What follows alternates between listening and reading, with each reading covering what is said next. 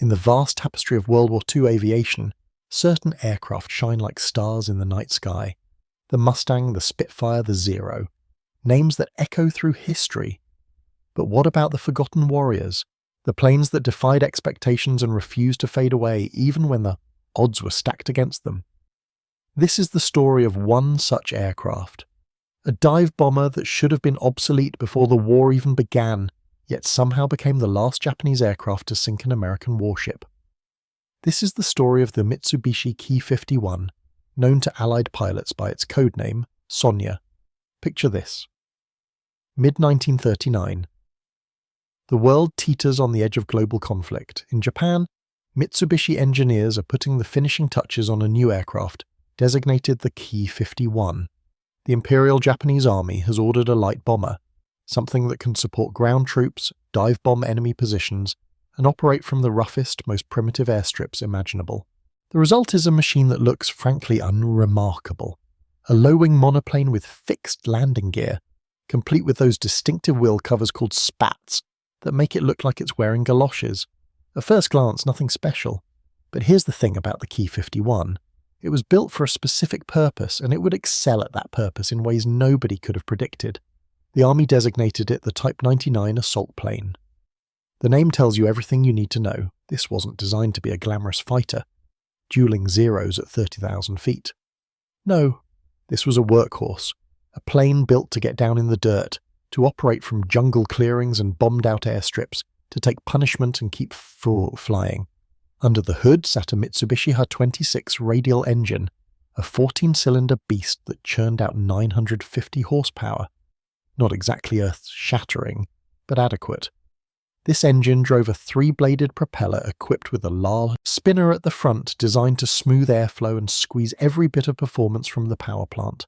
The aircraft stretched just over 30 feet in length, with wings spanning nearly 40 feet.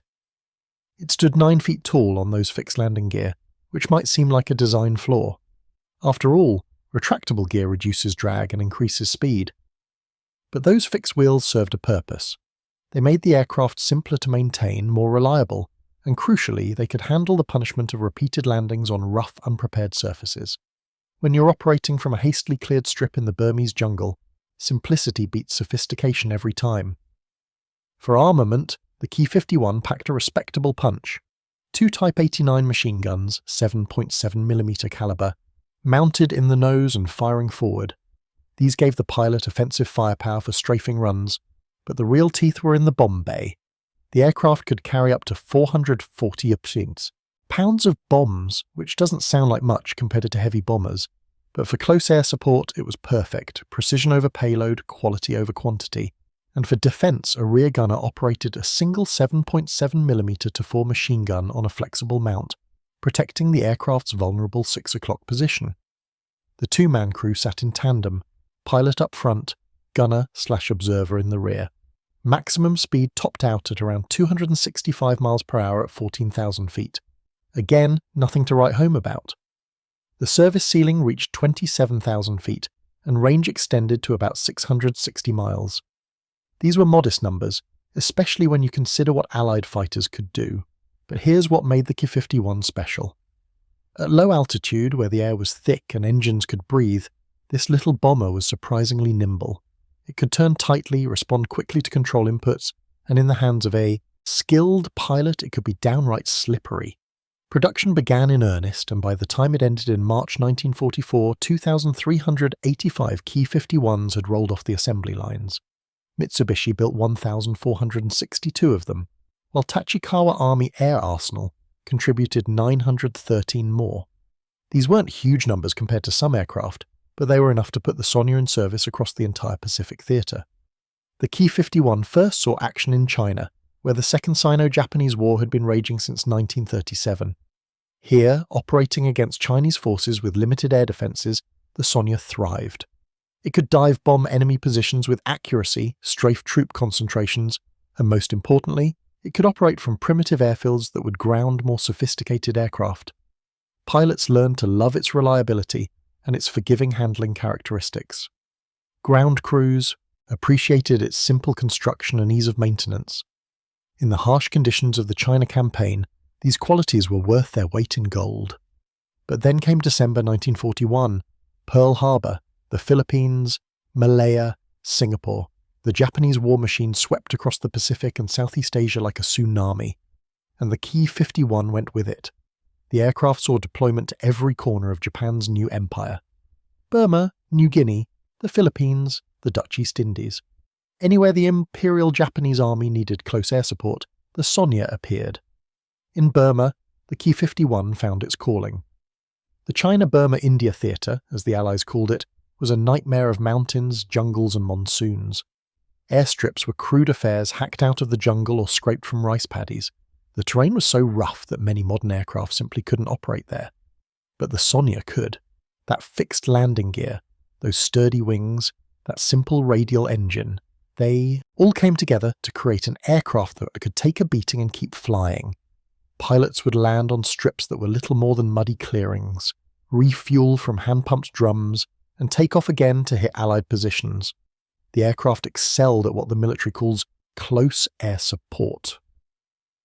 Flying low and slow, Sonia crews could identify targets with precision and attack them with devastating accuracy. Enemy troops in trenches, supply dumps hidden under jungle canopy, river barges carrying reinforcements. The Ki-51 could hit them all. The dive bombing technique was particularly effective. The pilot would climb to altitude, spot the target, then roll into a steep dive, sometimes approaching vertical. As the Earth rushed up and the airspeed built, the pilot would line up the target in his sights, release the bombs at the precise moment, then pull hard on the stick to recover. Done right, a skilled pilot could drop a bomb into an area the size of a tennis court. But here's where things get interesting. By 1943, the tide of war had turned. Allied fighters were getting better, faster, more numerous. The Hellcat, the Corsair, the Lightning, the Mustang. These were thoroughbreds, purpose-built killing machines. And this other poor Sonia, with its fixed gear and modest speed, was hopelessly outclassed, or so you would think. There's a story that needs to be told here. July 28, 1944, near Ceram Island in the Dutch East Indies. A flight of P-38 Lightnings from the 475th Fighter Group is on patrol. Among them's a civilian, technically an observer, though he's been authorized to fire his guns in self-defense. His name is Charles Lindbergh. Yes, that Charles Lindbergh, the same man who flew the Spirit of St. Louis across the Atlantic, the same man who became perhaps the most famous aviator in the world. In 1944, he's in the Pacific ostensibly as a technical consultant, teaching 8 pilots how to extend their range by managing fuel consumption. But Lindbergh has also been flying combat missions, and on this particular day, his skills are about to be tested. The Lightnings encounter 2 Ki-51 Sonias from the 73rd Independent Flying Squadron, returning from a mission. One of the Japanese aircraft makes it to the safety of the airfield's anti-aircraft guns. The other, piloted by Captain Saburo Shimada, the squadron's commanding officer, is cut off. Most of the American fighters have already expended their ammunition in a previous engagement. But Lindbergh's guns are fully loaded. What happens next is remarkable. Captain Shimada knows his aircraft is slow. He knows the Lightning is faster, more powerful, better armed. By every measure, he should simply be target practice, but Shimada is an experienced pilot, and he knows his aircraft's strengths. The Ki-51 might be slow, but it's also incredibly maneuverable at low altitude. And so, rather than running, Shimada turns to fight. The 2 aircraft dance a deadly ballet across the sky. Lindbergh dives on the Sonia, but Shimada yanks his aircraft into a tight turn that the heavier Lightning can't match. Lindbergh overshoots. He comes around again, and again Shimada turns inside him. The civilian in the P-38 is getting frustrated. He's flying a fighter that can outrun, outclimb, and outgun the Japanese bomber, yet he can't seem to nail it. Finally, as Shimada completes another tight turn, Lindbergh gets his opportunity. He opens fire, and for 6 seconds his guns hammer the Sonia. Bullets and cannon shells slam into the radial engine at the front. The propeller visibly slows, but incredibly, Shimada still doesn't break off. He's committed now, either to victory or death. The 2 aircraft are heading straight for each other, a game of chicken at 300 miles per hour. At the last possible instant, Lindbergh yanks back on his control yoke, and the Lightning vaults over the Sonia by mere feet. The stricken Japanese aircraft, trailing smoke and losing power, rolls half-inverted and dives into the sea. Captain Shimada goes down with his plane. Years later, Colonel Charles MacDonald, who commanded the 475th Fighter Group, would express his admiration for that Japanese pilot. Shimada had taken on a squadron of P-38s in an obsolete light bomber and had almost won. It was courage bordering on insanity, and it spoke to the determination of the men who flew the Ki-51. But the Sonia's story doesn't end there. As the war ground on and Japan's situation grew increasingly desperate, the Ki-51 took on new roles. Some were modified to carry larger bombs, up to 250 kilograms, for use in anti-shipping strikes. Others were pulled from the frontline service and relegated to training duties, teaching new pilots the basics of dive bombing and ground attack. And then, in the final months of the war, came the most tragic transformation of all, the Kamikaze missions. By 1945, Japan was on the ropes. The American advance across the Pacific was relentless. Island after island fell. The Philippine Sea, Saipan, Iwo Jima, Okinawa. Each defeat brought American bombers closer to the Japanese home islands. Conventional tactics had failed. Desperate times called for desperate measures. And so the order came down. All available aircraft, including the aging Ki-51s, would be used for suicide attacks against Allied ships. The logic was brutal but simple. A pilot flying a conventional bombing run might score a hit, might sink a ship, but probably wouldn't. A pilot flying a suicide mission was guaranteed to reach the target. The aircraft itself became the weapon, loaded with explosives and aimed like a guided missile at American carriers, battleships, and transports. Ki-51 pilots, many of them young men barely out of their teens, were given their final orders. They would take off, fly to the Allied fleet, and crash their aircraft into whatever ship they could reach. There would be no return, no second chances, no tomorrow. Some of these young men wrote final letters to their families, poems expressing their acceptance of death, their hope that their sacrifice would mean something. It's impossible not to feel the weight of such waste, such tragic devotion to a cause that was already lost.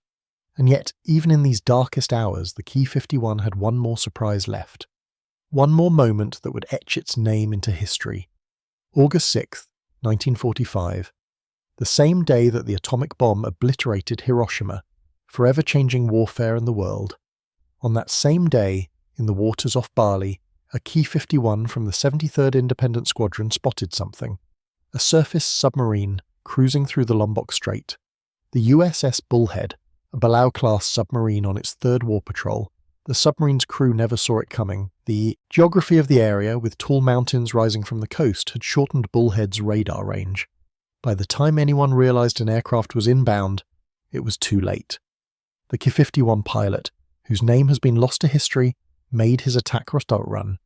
He came in low and fast, and released his depth charges with deadly precision. 2 direct hits. For 10 minutes, the crew of the Japanese aircraft watched as oil and air bubbles gushed to the surface. Then nothing. The USS Bullhead, with all 84 men aboard, slipped beneath the waves. She would never surface again. Bullhead became the last American submarine lost in World War II, the 52nd submarine lost to enemy action, and the Ki-51, that supposedly obsolete light bomber, had claimed the final kill. It's a sobering reminder that in war, there are no guaranteed outcomes. That courage, skill, and sometimes pure luck can overcome any technological advantage. That even the oldest, slowest aircraft can be deadly, in the right hands and the right circumstances. 9 days later, Japan surrendered. The war was over. The Ki-51's combat career came to an end. But the aircraft's story wasn't quite finished yet.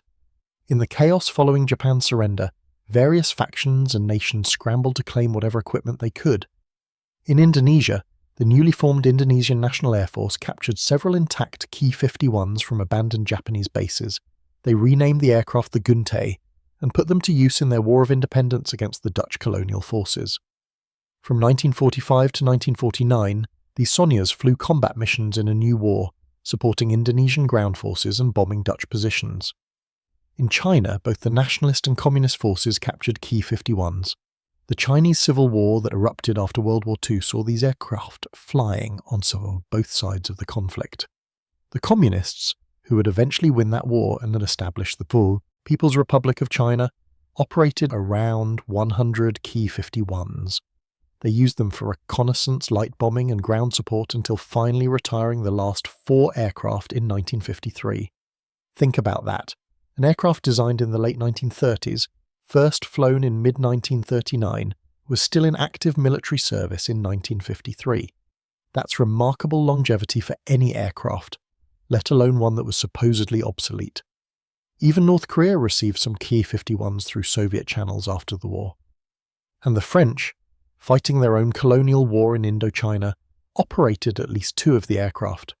The Ki-51 had become a truly international aircraft, serving more nations in peacetime than it had during the war. Today, only one complete Ki-51 survives. It's part of the collection at the Dirgantara Mandala Museum in Indonesia. The aircraft was found abandoned at Babbo Airfield in West Papua Province, likely stripped for spare parts during or after the war. When it was recovered in 1987, the propeller blade had been cut off, the engine cowling was missing, and the cockpit canopy was gone. But it was still recognisable, still identifiably a Sonia. After restoration, it was put on display with Indonesian Air Force markings, a testament to the aircraft's service in that nation's fight for independence. So what do we make of the Ki-51? How do we judge an aircraft that by all rights should have been a footnote in history, yet somehow carved out a significant legacy? The numbers don't lie. 2,385 built, service across the entire Pacific Theatre, combat operations from 1940 to 1945 and beyond, the last Japanese aircraft to sink an American warship, service with multiple nations for years after the war ended. These aren't the achievements of a failure. These are the marks of an aircraft that, despite its limitations, found a way to be useful. The Ki-51 succeeded because it was designed for a specific mission and executed that mission well. It wasn't trying to be a fighter. It wasn't trying to compete with the Mustangs and Corsairs at high altitude. It was a ground attack aircraft, a close air support platform, and at that job it excelled. Its fixed landing gear, which seemed like a liability, allowed it to operate from airstrips that would destroy other aircraft. Its simple radial engine was easy to maintain and reliable in harsh conditions. Its modest speed actually worked in its favour at low altitude, giving pilots more time to identify and engage targets. And then there's the human element. The pilots who flew the Ki-51 were by all accounts skilled and determined, men like Captain Shimada, who took on a squadron of P-38s in an outmatched aircraft and nearly won, men whose names we don't know, who flew the final missions, who sank the Bullhead, who kept fighting even when the war was clearly lost. Their courage, their skill, their determination elevated the aircraft beyond its specifications. There's a lesson here about underestimating your opponent, about assuming that newer always means better. The P-38 Lightning was superior to the Ki-51 in almost every measurable way. Faster, more powerful, better armed, more advanced. Yet Charles Lindbergh, one of the most skilled aviators of his generation, flying one of America's best fighters, nearly lost a dogfight to a Japanese light bomber. Why? Because the pilot of that bomber understood his aircraft's strengths and exploited them brilliantly. Because he refused to accept defeat. Because sometimes heart matters more than horsepower. The Ki-51 also teaches us about adaptability. When the aircraft's original role became untenable due to Allied air superiority, it shifted to other duties: training, kamikaze missions, anti-shipping strikes. After the war, when other nations needed simple, reliable aircraft, the Sonia filled that need. It refused to become obsolete, refused to fade away quietly. It found new purposes, new users, new reasons to exist. And finally, there's something poignant about an aircraft that served on both the first and last days of the Pacific War. From China in 1940 to the waters off Bali in August 1945, the Ki-51 was there. It witnessed the entire arc of Japan's war, from the early victories to the final desperate days. It carried young men into battle, men who believed they were fighting for their country, their emperor, their families. Some of those men came home, many didn't. The aircraft was just metal and fabric, wires and rivets and fuel, but it carried human dreams, human fears, human courage. In the end, the Mitsubishi Ki-51, Sonia was exactly what it was designed to be. Nothing more, nothing less. A reliable, rugged, effective ground attack aircraft that served its purpose well. It wasn't glamorous. It wasn't the star of the show. It didn't get the glory that went to the fighters and the heavy bombers. But it did its job day after day, mission after mission, from the jungles of Burma to the islands of Indonesia to the waters off Bali. It refused to die, refused to quit, refused to be forgotten. That lone survivor sitting in the Indonesian museum is more than just an old airplane. It's a reminder of a different era when aircraft were simpler, but men were no less brave, when engineering limitations were overcome by pilot skill and determination, when obsolescence was a state of mind rather than an absolute condition. The Ki-51 Sonia may have been the forgotten dive bomber, the aircraft that history overlooked in favour of flashier, faster machines. But it earned its place in the record books, it made its mark, and in the final accounting that's all any aircraft or any person can really ask for. To have mattered, to have made a difference, to have refused to die when everyone said it should.